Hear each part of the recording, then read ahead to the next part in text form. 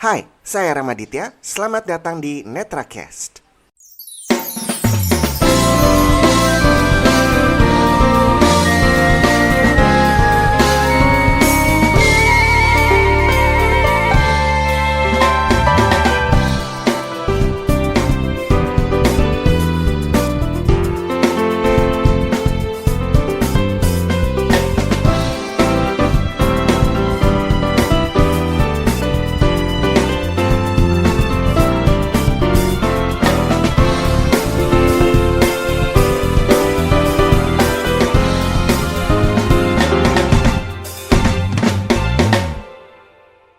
Di podcast kali ini saya ingin ngobrolin salah seorang guru yang sangat berjasa. Beliau adalah guru pertama saya ketika bersekolah di SLBA Pembina Tingkat Nasional Lebak Bulus, Jakarta. Saya percaya teman-teman tunanetra yang mendengarkan punya kenangan dengan beliau. Podcast ini adalah tribut untuk beliau yang sudah menjadikan saya manusia seperti sekarang. Saya masih ingat ketika untuk pertama kalinya datang ke SLB bersama orang tua. Saya gemeteran, orang tua panik. Ya gimana enggak, soalnya jarak tempuh dari rumah kami ke sekolah sangat jauh. Jadi pihak sekolah menyarankan saya untuk tinggal di lingkungan SLB. Memang saat itu sudah ada asrama ya. Salah satunya adalah Wisma Taniat dan juga asrama SLB yang kebetulan lokasinya dekat sekali dengan sekolah.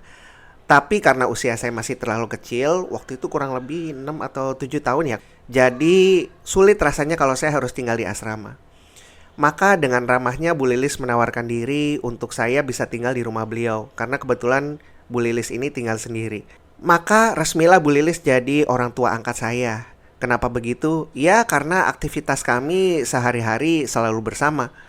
Bu Lilis yang mengajarkan saya bagaimana caranya sholat dengan baik, bagaimana caranya mandi, atau yang beliau bilang dengan ibak karena beliau ini orang Sunda, bagaimana caranya makan dengan sendok dan garpu. Bagaimana asyiknya mendengarkan ceramah Pak Kosim Nurseha yang waktu itu selalu dilantunkan di radio Kayu Manis setiap pagi sekitar jam 5 hingga jam 6 pagi. Setelah sholat subuh, Bu Lilis juga kerap membawa saya jalan-jalan keliling sekolah. Tujuannya adalah supaya saya terbiasa melangkahkan kaki atau menggerakkan tubuh. Kalau malam tiba, saya dan Bu Lilis biasanya mendengarkan sandiwara radio Mak Lampir. Itu kenangan banget buat saya. Karena waktu itu belum ada televisi dan suasana masih sepi ya. Jadi sangat mencekam dan saya begitu menikmati cerita. Bu Lilis juga sering mendongeng, lalu memperdengarkan kaset-kaset Sanggar Cerita. Saya juga diajarkan bagaimana caranya menulis braille dengan menggunakan riglet dan kenop.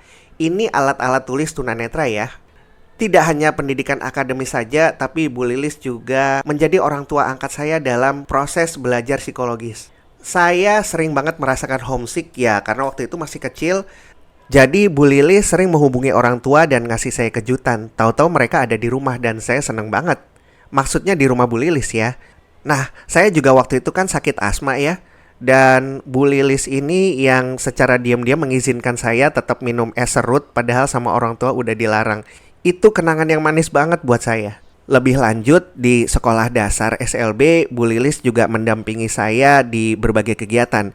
Misalnya lomba puisi, kunjungan ke anjungan budaya atau kantor pemerintah, juga menemui pejabat yang kebetulan menjadi donatur untuk sekolah kami. Pokoknya banyak banget hal yang kami lalui bersama dan Bu Lilis ini boleh dibilang adalah ibu kedua saya yang begitu luar biasa.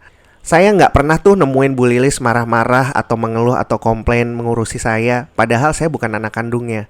Dan itu sesuatu yang akan selalu saya kenang. Saat ini Bu Lilis sudah tiada. Allah sudah memanggilnya kurang lebih 10 tahun yang lalu. Tapi jasa dan budi baiknya tetap akan saya kenang. Dan itu kenapa saya membuat podcast ini.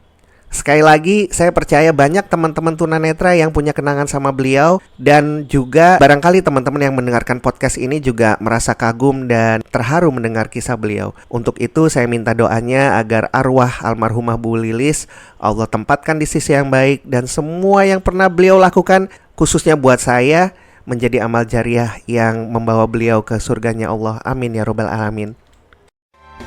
Terima kasih sudah mendengarkan NetraCast. Saya Ramaditya Adhikara undur diri.